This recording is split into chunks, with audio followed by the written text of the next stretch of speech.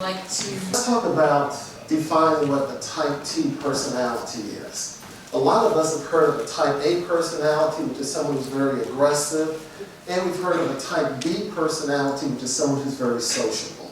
If you want to know who the type B personality is, that's the person who's very good about arranging office parties.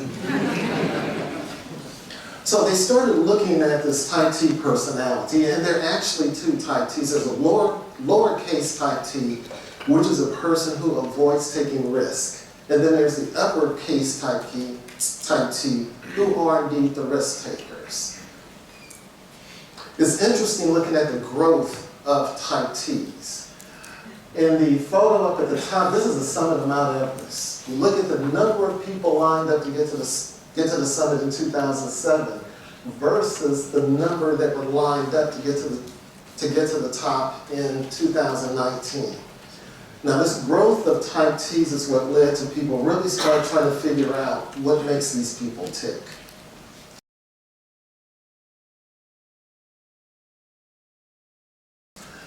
In an article in Running Times magazine, they started talking about the type T personalities. They talked about it from a physical perspective, and then they also started talking about mental type Ts.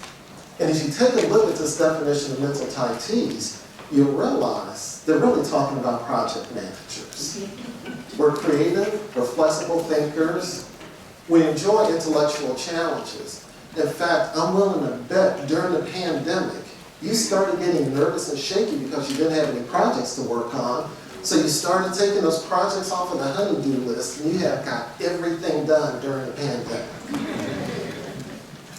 In another article, they started kind of breaking out mental and physical type Ts, and then both looking at it from a positive perspective and a negative perspective.